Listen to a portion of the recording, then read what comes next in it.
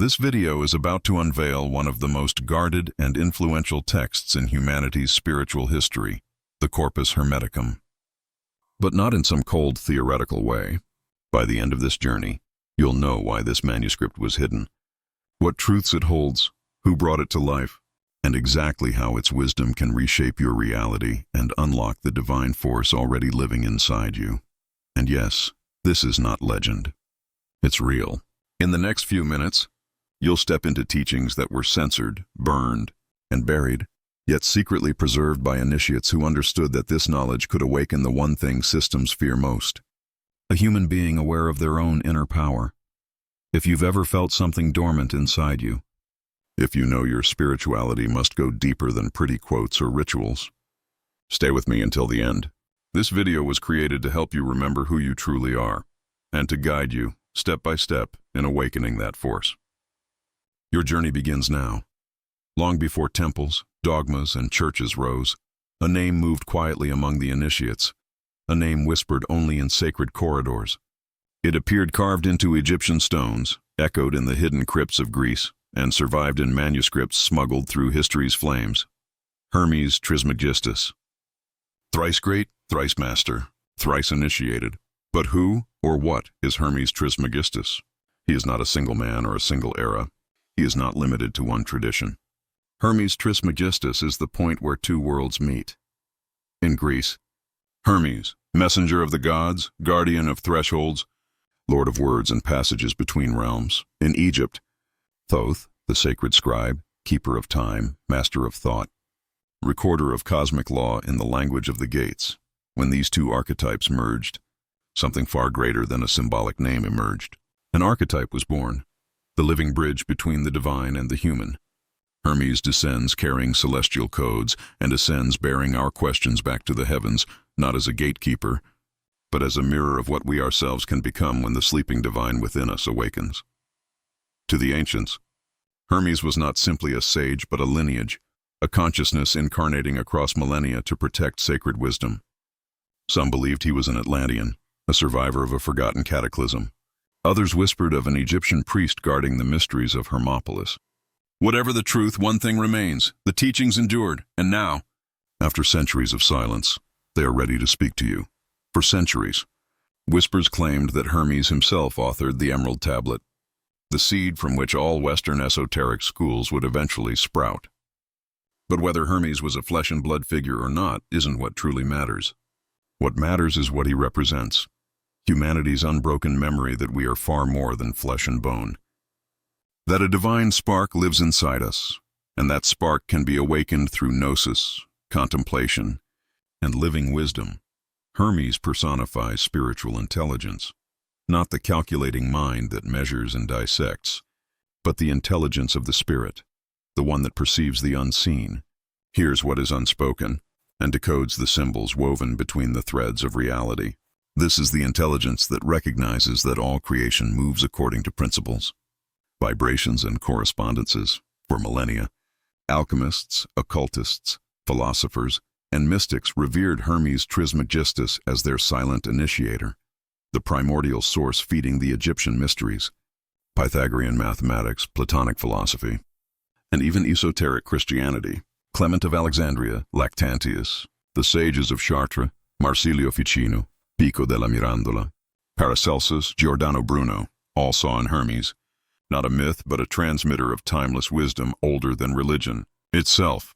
They said he foresaw a coming age of spiritual amnesia, an age when humanity would worship the body more than the spirit, form over essence.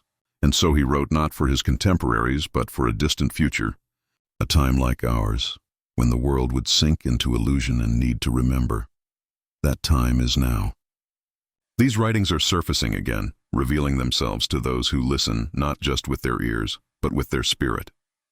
Hermetic teachings aren't merely read with the eyes. They're recognized, as though something inside you is remembering a truth it once knew before birth.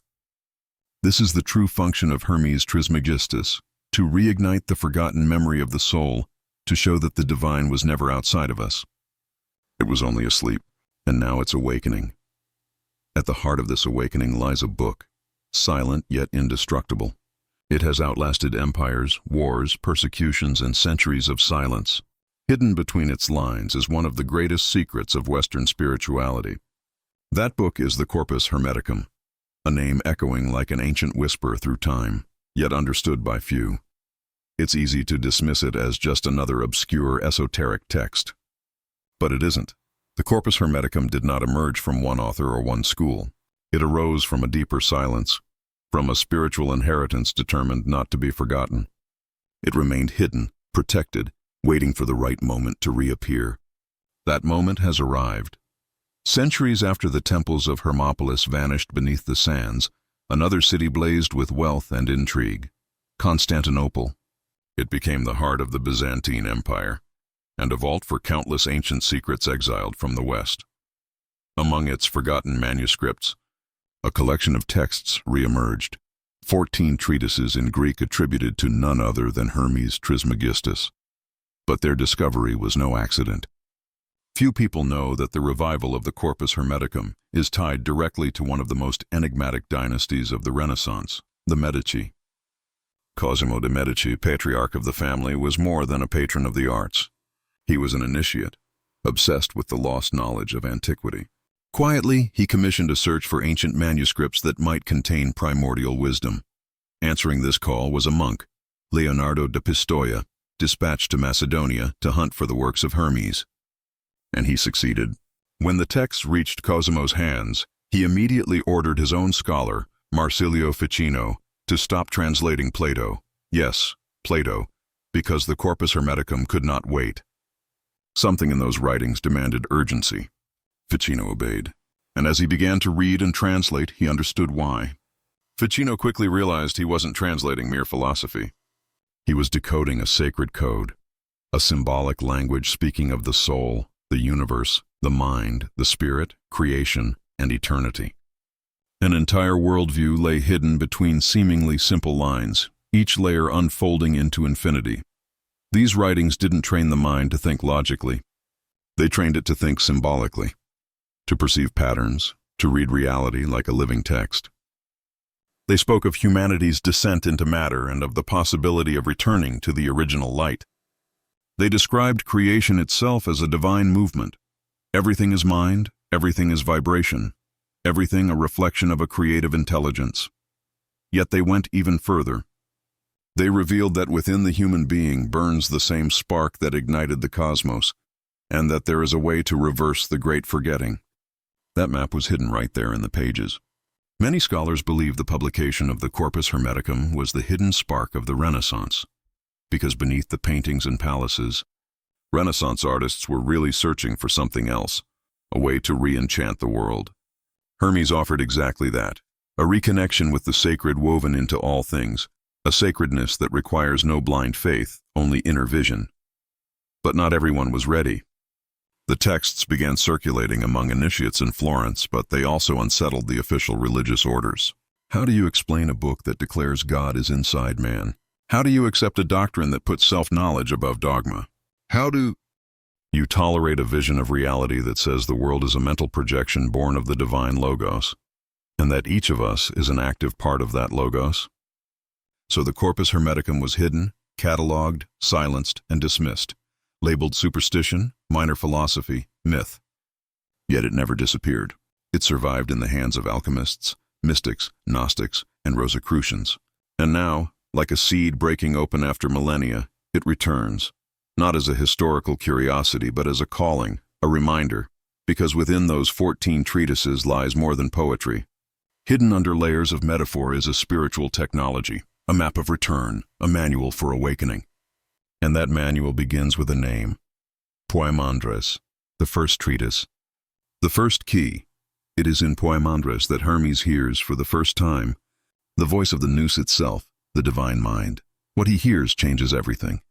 Poimandres does not speak like a master instructing a pupil. It speaks like a living consciousness, a higher intelligence that penetrates directly into the soul. The words are not meant to be processed by the brain, but absorbed by the essence. This is where the magic of the Corpus Hermeticum begins. This book wasn't written merely to be read. It was written to be remembered. Every sentence acts like a vibrational key designed to open inner portals sealed since birth. It's not an exaggeration to say the teachings are dangerous. Dangerous to those who want to keep consciousness asleep. Dangerous to those who profit from human forgetting.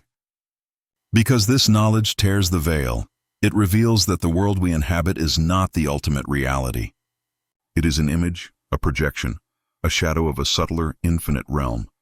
And more than that, it shows that the human being is a mirror of that hidden reality. Hermes begins by revealing the origin of creation. The universe did not arise by accident or from a purposeless explosion. It emerged from the divine mind, the nous, which contemplated itself, and in contemplating itself, created. The first manifestation was light, conscious, creative light. From that light came everything: time, space, stars, elements, beings. Nothing was created outside the nous. Nothing exists outside the one. And humanity? Humanity was made in the image of that creative mind, but it forgot. This forgetting is what Hermes calls the fall. The human soul, originally pure, descended into matter, seduced by the senses, trapped in cycles of time, fragmented by desire. It began to believe it was the body, the name, the pain, the story. But none of that is true. The Corpus Hermeticum is the call to remember who you really are. Hermes does not offer a new religion or dogma. He offers a mirror. Each treatise of the Corpus Hermeticum reflects a stage of the spiritual journey, a path of return. He speaks of the bonds between human beings and the planets, of the role of unseen forces, of the music of the stars, of death and life as gateways within one continuous cycle. He describes the soul's passage beyond the body, how it must cross 7 heavens, shedding in each one an illusion that binds it to earth until it becomes pure again, until it becomes light. But perhaps the most striking revelation is this: man holds within himself all the attributes of the divine. He can create, love, heal, and manifest as the source does, because there is no true separation. The only barrier to this truth is ignorance, and that ignorance begins to dissolve the moment you truly see. The Corpus Hermeticum is not a book only about heaven or spirit. It is also about the mind, about the human ability to direct thought, emotion, and frequency. It teaches that thought is cause and reality is effect, that everything happening outside begins inside. Transformation is not about luck or ritual. It's about vibration. This is why the book cannot be read like a novel. It must be listened to and felt, because it speaks to a part of you that does not respond to logic, but to remembrance. You'll feel it when it's speaking the truth, because that truth vibrates inside you like an echo of something you have always known but forgotten. And that forgetting is not your fault. It was imposed, programmed. This is exactly why the Corpus Hermeticum was suppressed for centuries. Because if you know this, if you access this power, you become free. And those who are free do not submit, do not conform, do not shrink. They transform. But transformation begins not from the outside in, but from the invisible, from the awakening of the nous, the divine mind within you. This is what the first treatise reveals. This is why Poimandres is called the first light, because when it speaks, the world shifts. What it reveals about the birth of the soul shakes the foundations of everything you thought was true. And when that light began to shine again, many tried to extinguish it. For centuries, the Corpus Hermeticum disappeared from view as if it had never existed. But that was no accident.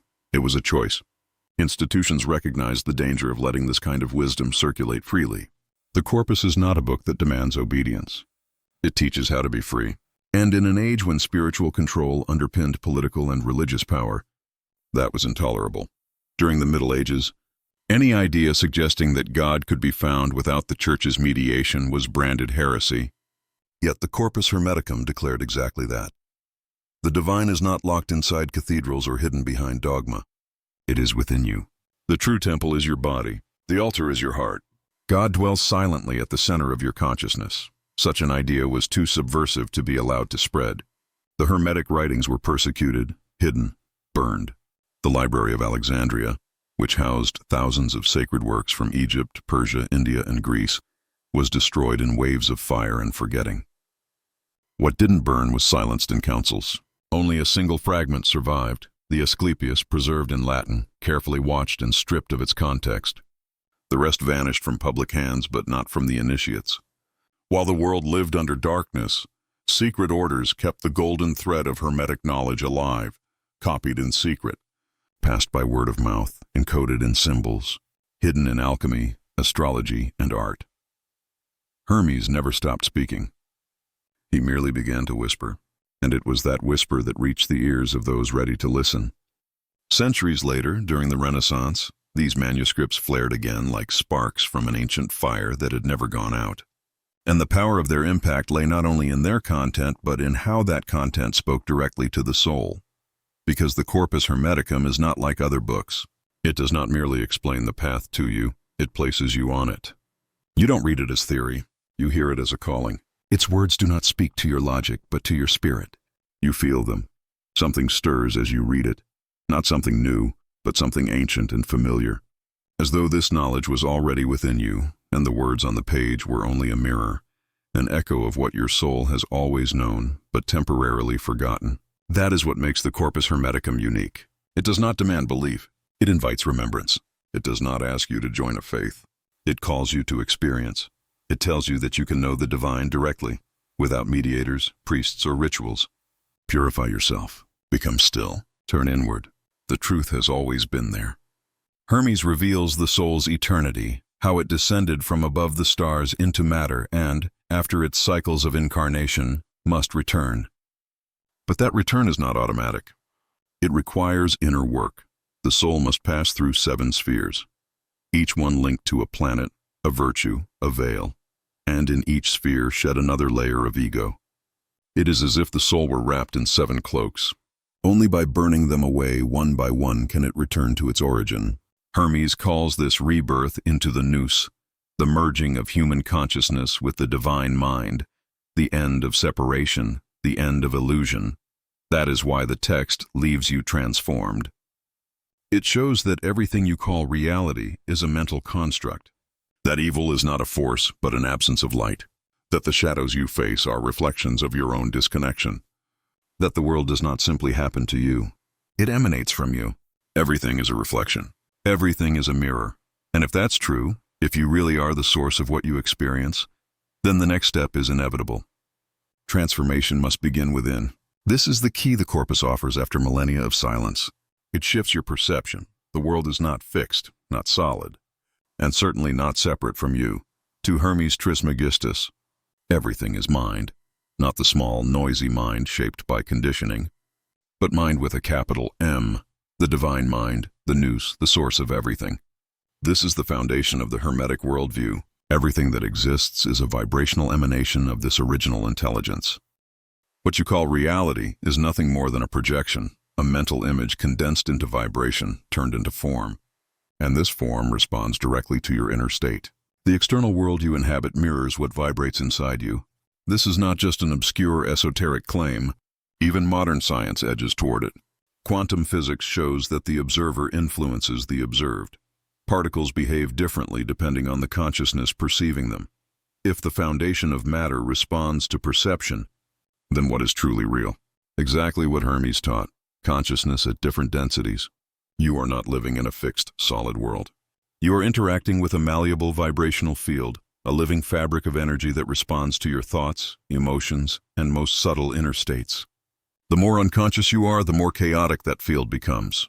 The further you drift from the divine mind, the denser and more disconnected your world appears.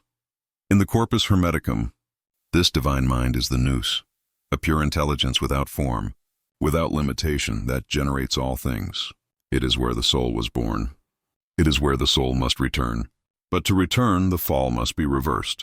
Stop projecting illusions and start aligning with what is real. And the real, according to Hermes, is one. The multiplicity you see, people, objects, planets, events, is appearance. Behind the illusion of diversity, there is only a single essence. Everything is one. There is no separation between heaven and earth, between body and spirit, between you and God. Separation is an illusion produced by a fragmented mind. The Corpus offers the healing of that fragmentation. True transformation never descends from the outside. It begins in stillness. When the noise fades, when you start watching yourself with clear eyes, and the walls of illusion begin to dissolve. For Hermes, spirituality was never about rituals or dogmas. It was an inner science, a process of reunion, a restoration of what had been split apart. The great secret was unity. Everything is mind, everything is one, nothing exists outside of you. The Hermetic treatises describe this path with astonishing precision. They speak of purification, not moral but energetic, of releasing illusion, untangling the senses, silencing the endless chatter of thought, and awakening inner sight, not as effort, but as surrender, a radical openness to the truth already living within you, buried beneath layers of distraction. That's when practice becomes real. Because it's never enough to understand. You must feel, you must vibrate. You must let the way you see the world be transformed. From a drop of water to the light of a star, everything becomes sacred, everything becomes symbolic, everything becomes a pulse of the same infinite mind. And as this perception dawns, you begin to move differently, to think, to breathe, to be differently. You start to understand what Hermes meant when he said that man attains immortality, not by escaping death, but by merging with what was never born. The nous, the divine mind, has never been separated, never corrupted. It simply is. But reaching that state requires a path, and Hermes hid that path in plain sight within his writings. Each stage of the journey begins with remembrance, remembering your origin. And when that remembrance stirs, it ignites like an ancient flame long forgotten, rising in your heart.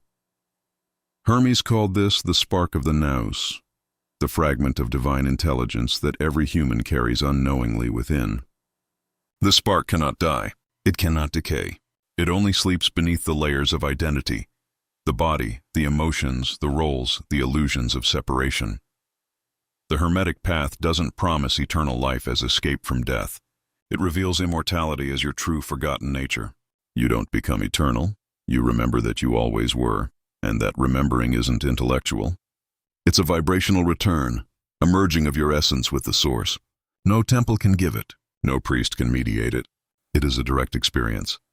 At the core of the Corpus Hermeticum, Hermes offers a revelation that begins as a shock, that everything you've called yourself, your name, your story, your fears, your triumphs, is not who you are.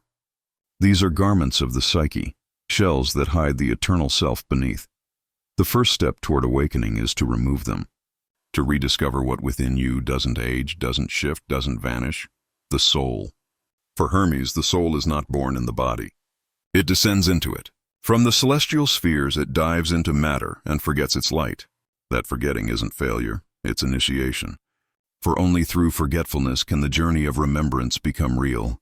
The soul burns from within, a sacred fire that guides it through signs, synchronicities, intuitions, and silence. As it aligns again with the divine mind, resistance appears. The ego fears dissolution. It calls this death, but it's not death. It's return. That is why the initiate must die while alive, to cross the abyss between what seems to be and what truly is. And when that passage is made, when the voices of fear and limitation lose their power, the illusion crumbles. Then, a new being is born, what Hermes called the second man, one who still walks, breathes and speaks, but no longer seeks validation or safety, no longer bound by fear or time. He moves through the world not as a fragment, but as the reflection of eternity itself. He comes to understand, not as an idea, but as a living truth, that anything which can be lost was never truly him. This is the real meaning of immortality in Hermetic teaching. Not endless life in the body, but freedom from confusion with what perishes. When the initiate reaches that state, they step off the wheel of blind rebirth. The gravity of matter no longer pulls them downward. Desire no longer writes their destiny. They don't escape life. They enter it completely. Every breath, every act becomes sacred. And those who live in that awareness don't need to preach or convince. Their very presence becomes a transmission. Their vibration heals, awakens, and reorders what surrounds them. They become bridges, living conduits between the visible and the invisible, between the human and the divine. A silent priest of the inner temple. But that level of being isn't gifted, it's earned. Because after awakening, the journey continues. The initiate must undergo a profound purification, a realignment of every body, physical, emotional, mental, and spiritual. This process, known to the ancients as the ascent through the seven spheres, is where true alchemy begins. Real alchemy was never about formulas or metals. It's about the burning away of everything that blocks the light from shining through. The Corpus Hermeticum hides this process in plain sight, not as a book to be read, but as a silent ritual. Every line, every pause, every symbol vibrates with purpose. Its teachings don't unfold on the first reading, or the 10th. They open only when something within you dies, and something eternal begins to be born. The structure itself is cryptic, deliberately non-linear. The logical mind can't follow it, because the logical mind has no place in this sanctuary.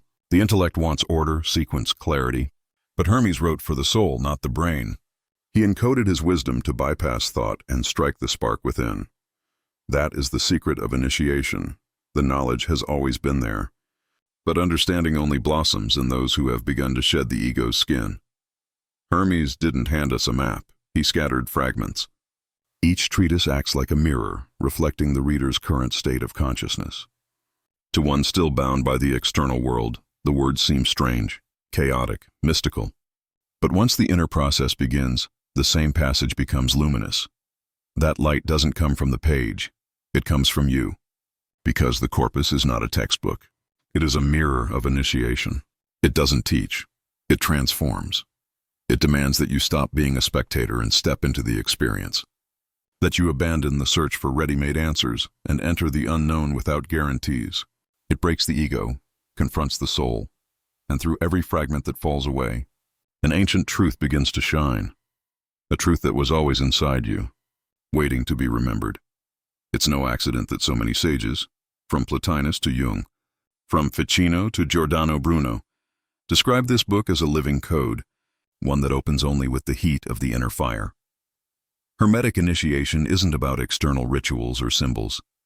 It happens in silence, in that instant when you're reading and suddenly, you disappear. The words read you. Another presence arises, vast, quiet, luminous, and for a moment, you understand without needing to understand. That's when the Corpus Hermeticum fulfills its hidden purpose. Because this book cannot be forced open. It only reveals itself to those who are living what it describes. It begins with a calling, the whisper that there is more. Then it confronts you with illusion, dismantles the ego's walls, and guides you toward the still point where the mind ends and being awakens. It's a labyrinth disguised as a book. A puzzle that only assembles from within. Those who rush or read with arrogance will find only confusion. But those who enter humbly, who respond to the call with courage, begin to see the invisible structure take shape. They start to perceive the patterns, the rhythm, the resonance, and suddenly, everything begins to align. The writings are not random fragments. They obey a living intelligence, the same intelligence that not only shaped the text but also guides the awakening of anyone who dares to approach it. This is why many turn back and only a few go forward. Because the Corpus Hermeticum is not a book. It is a passageway, and whoever steps into that passage must be willing to die, again and again, to everything they once believed themselves to be. Only in that surrender can they merge with what they have always been. Hidden within that crossing is the most precious key of all. A key Hermes wrapped in symbols, now beginning to vibrate inside you. What comes next is no longer theory. It is practice, alive and real. If you've arrived at this point, it's because something in your spirit has already started to remember. Now the path shifts from knowledge to experience. This is where silence becomes more revealing than 1,000 words. When the seeker reaches the first treatise of the Corpus Hermeticum, something happens, not as reading, but as direct experience. Hermes does not meet a voice speaking from the sky. He encounters a luminous presence within. Poimandres, the shepherd of men, is not an external deity. It is the very divine mind that pulses through all existence, revealing itself in that moment. Poimandres does not explain, it shows. It unveils the birth of creation, not as myth, but as a living process still unfolding inside you at this very instant. According to Hermetic teaching, the universe wasn't created once in the distant past. It is being created continually, pulsing out from the original vibration of the universal mind. When Poimandres speaks, it doesn't speak in words. It imprints consciousness. You feel it when something inside you suddenly aligns, when anxiety dissolves into clarity, when an impossible knot untangles without effort. Poimandres doesn't operate through logic. It works through resonance, like your inner frequency tuning into the source code of existence. And the most astonishing realization, it has always been there. Poimandres' voice is the intuition you brushed aside, the goosebumps when you hear an unexpected truth, the deep silence after a meditation with no technique, just presence. It is in everything that reorganizes without force, only with light. The chaos of daily life, compulsive thoughts, turbulent emotions, cravings that pull you. All of it is noise born from disconnection from that mind. But the moment you truly hear Poimandres, even for seconds, something essential happens. You remember. You remember who you are. You remember what it's like to live from the source of everything. This remembrance isn't sentimental. It's fierce. It breaks apart the lies you've called identity. In Treatise the Fry, Poimandres says to Hermes, I am the mind of the all. I know your desire. I am with you everywhere. That is not a metaphor for comfort. It's a key. When the individual mind aligns with the divine mind, it stops laboring and begins manifesting through awareness. Think of the times when something you desperately wanted only arrived once you stopped straining to make it happen. Desire with attachment is a way of denying your unity with the whole. Desire from unity is allowing creation to flow through you. Poimandres teaches that everything already exists in potential. What we call creation is really revelation, the moment when something hidden in the universal mind finds a channel to manifest through the human mind. That's why sages have said for centuries, the universe is mental, because everything begins in the mind of God, and that mind isn't far away. It mirrors itself inside you. This fusion between the personal mind and the divine mind may sound unreachable, but you've tasted it. In the perfect idea that seemed to appear out of nowhere, in the unprovoked peace, in the love that expected nothing, in the courage you couldn't explain. These were glimpses of Poimandres, moments when identity dissolved for an instant, and something greater took the helm. What the Corpus Hermeticum reveals is that this state doesn't have to be rare. It can be cultivated, not through formulas, but through presence, through purification of perception, through release of ego. And when that happens, the divine mind doesn't just speak to you, it begins to think through you. Reality stops feeling like a hostile field and starts to reveal itself as a living mirror, an echo of your own awakening, and reality itself begins to mirror your inner expansion. But there's something even deeper. The Corpus Hermeticum only awakens its divine power when you live it. When wisdom turns into movement, when ancient words become present action. And that's exactly what comes next.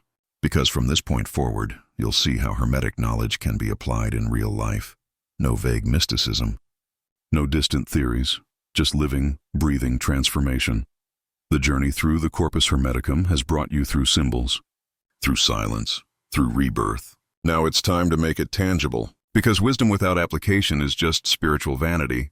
True Hermeticism begins when you embody the initiate, even in the simplest details of your daily life. Practice 1. Conscious presence in the corpus. Hermes is guided by Poimandres to silence the mind and listen with the soul. That isn't limited to meditation. It's a way of living. It starts the moment you wake. Before touching your phone, before letting the noise of the world in, sit in silence for 2 minutes. Just breathe and observe. That pause resets your entire energetic field. As Hermes teaches, what is above reflects below.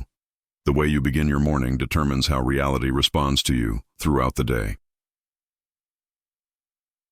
Practice 2. Sacred speech. Hermes was clear. The word is creator. Speech shapes worlds. Words that don't come from truth cloud the spirit. So, watch what you say, who you say it to, and why you say it. Every complaint, every judgment, every careless phrase sends vibrations that sculpt your reality. Before speaking, ask, does this uplift? Does this purify? Does this bring light? If not, remain silent. Because in Hermetic wisdom, silence is not emptiness. It's mastery. Practice 3. Honor the body as a temple. This isn't about appearance, it's about energy. The corpus calls the body the sacred altar where spirit becomes matter. That means every act of care, eating with gratitude, drinking water with awareness, resting with reverence, is a ritual. A chaotic body creates static, and static blocks the divine signal. Balance your body, and the soul begins to sing through it. Practice 4. Oracular reading. The Corpus Hermeticum was never meant to be read in order. Once a week, sit in stillness. Open the book at random. Read a single paragraph, slowly, and let it echo. Don't analyze it. Feel it. Let the words act like a mirror reflecting your inner state. This is vibrational reading, a dialogue between you and the divine mind. Not fortune-telling, but self-revealing. Practice 5. Constant inner observation. Hermes taught that the initiate must become a witness to their own emotions. When anger arises, don't suppress it, observe it. When fear appears, don't flee, look at it. This is inner alchemy, letting awareness transform raw emotion into gold. The initiate doesn't deny what they feel, they refine it. That's what working with sacred fire truly means. Practice 6. Living silence. The Corpus says, "What is, spoken with noise disappears with the wind, but what is heard in silence remains." Each day create moments without sound, walk without music, eat without distractions, listen more than you speak. Because silence is the language of the nous, the divine mind. And when you learn to hear that silence, you'll begin to receive guidance that no technique could ever teach. Practice 7. Remember who you are. This is the highest practice. Live every day remembering that you are already part of the divine. The Corpus Hermeticum wasn't written to help you find something outside yourself. It was written to help you remember what has always been within. Each morning, look into your own eyes and say, "I am a reflection of the divine mind." Do this for 21 days. Something within you will begin to shift, subtly at first, then profoundly. A vibration will settle, and life itself will begin to respond in new harmony. Because in truth, spiritual practice isn't something you do apart from living. Life itself is the ritual. When you walk, speak, love, and breathe with that remembrance, the ancient text stops being a book and becomes you. Awareness dissolves the line between the sacred and the ordinary. And from this point forward, the true power of the Corpus Hermeticum begins to reveal itself. In the next stage of this journey, you'll see why so few can hold this light without being consumed by it. The veil is lifting. It is no accident that the Corpus Hermeticum is resurfacing now, after centuries hidden in shadow, persecuted, silenced, and distorted by institutions that shaped history for their own convenience. Whenever the collective soul begins to stir, whenever the systems of the world can no longer satisfy, whenever old structures begin to crack, that is when the ancient codes return, not as dusty artifacts, not as curiosities for scholars, but as living, breathing maps of consciousness. Since the early 20th century, texts once sealed in locked archives have begun to reappear. That is what happened with the Nag Hammadi manuscripts, discovered by Egyptian peasants in 1945, apocryphal gospels, Gnostic teachings, revelations of the inner Christ, the divine spark within every human being. The very truths the religious establishment tried to bury. Few know this, but that discovery also reignited a new way of reading the Corpus Hermeticum. Its echoes were unmistakable. The call to the divine within, the reintegration with the all, the liberation from the conditioned mind. In 1995, another milestone, a modern translation of the so-called Book of Thoth. Fragments once thought indecipherable began to reveal themselves in a new light. Not as Egyptian superstition, but as a vibrational map of consciousness. This book, attributed to the same source that inspired Hermes Trismegistus, spoke of the soul as a traveler between planes, the body as a temple of transmutation, and the word as a bridge between visible and invisible worlds. Time proved again that these truths cannot be silenced forever. Because while the modern world filled itself with technology, connectivity, and speed, it revealed its shadow side, emptiness, a life overloaded with information but starving for meaning. And when emptiness becomes unbearable, the soul begins to search.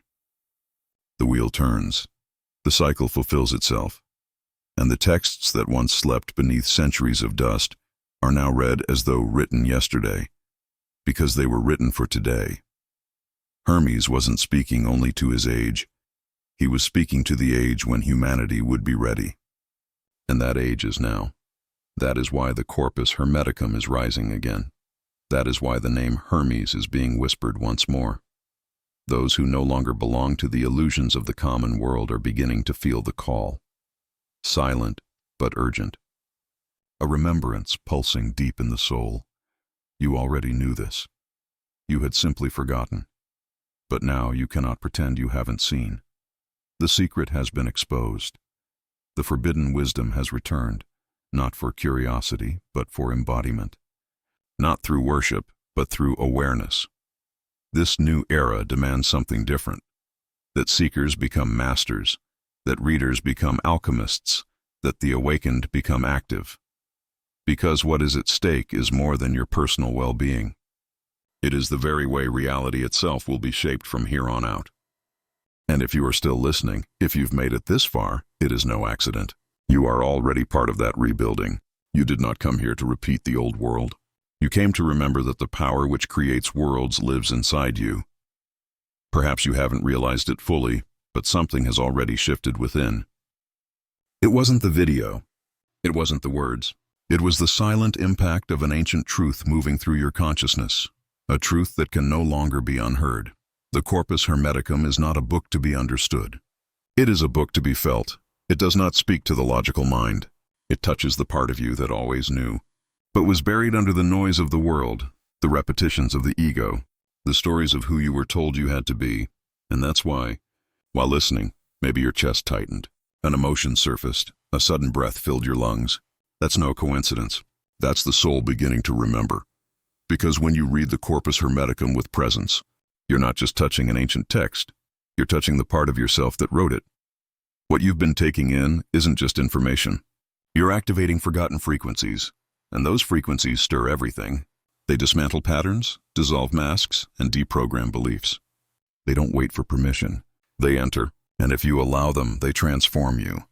This text moves through you like silent lightning. You may try to resist it, rationalize it, call it just an old philosophy. But somewhere deeper you know, something about this is too real to ignore. It doesn't matter if you understand every word. It doesn't matter how many books you've read before. This one doesn't work on comprehension. It works on recognition. It reveals a mirror inside you that you didn't even know you carried. And when you look into that mirror, you don't see the version of yourself who wakes up for another ordinary day. You see a spark of something vast, eternal, something that was never separate from the source. That is why the Corpus Hermeticum changes your life even if you don't get it at first. Because it plants, it waters, and slowly it breaks through the inner concrete where nothing could grow. It creates space, and in that space, remembrance enters. The remembrance that you are not small, that you are not at the mercy of the world, that there is a living divine power pulsing inside you. And the world only seems the way it does because you forgot. The truth is not in the pages. It's in what the pages awaken in you. But for that awakening to unfold, you have to allow it. Allow yourself to be moved, to be broken open, to be transformed. And that takes courage, because there is no turning back. Once you feel the truth, the illusion loses its power. The comfort of the old world no longer fits. That may be frightening, but it also sets you free. Because at this point you begin to realize you don't need to become anything. You just need to remember. And everything begins with that silent calling that has been vibrating inside you while you listened. Now, with that vibration lit, there is just one step left before the final revelation. Because what the Corpus Hermeticum reveals at the end is not a hidden secret, but a choice. A choice only you can make. A turning point. You've already made it this far, and perhaps you don't even realize it. But that itself is part of the transformation. By allowing yourself to be touched by these words, something ancient and essential has been reactivated within you. The Corpus Hermeticum was never a book with a beginning, middle, and end. It is a mirror of the universe, and the universe is an eternal beginning. Nothing ends. Everything reveals. Now that this knowledge has crossed your path, it won't leave. It will settle quietly, germinate, and bloom when you least expect it. This sacred text doesn't demand academic understanding. It doesn't want to be interpreted. It wants to be lived. It wants you to feel in your body and soul that you were never separate from the source, that every step, every breath, every choice has always been a thread leading you back to the center, to the point of origin, to the remembrance of what you are beyond names, roles, and stories. Now, with everything that has been said, there is only one thing left. Cross. Cross the invisible portal between who you were and what is emerging now. No ritual is needed. Just presence. Breathe with intention. Be silent without expectation. Return to the words that touched you. Read them again, not to understand, but to let them echo through your energetic field. That is how transmutation happens. Subtle, deep, irreversible. The Corpus Hermeticum will never hand you ready-made answers, because true teaching was never about answers. It was about remembering that the right questions are already alive inside you.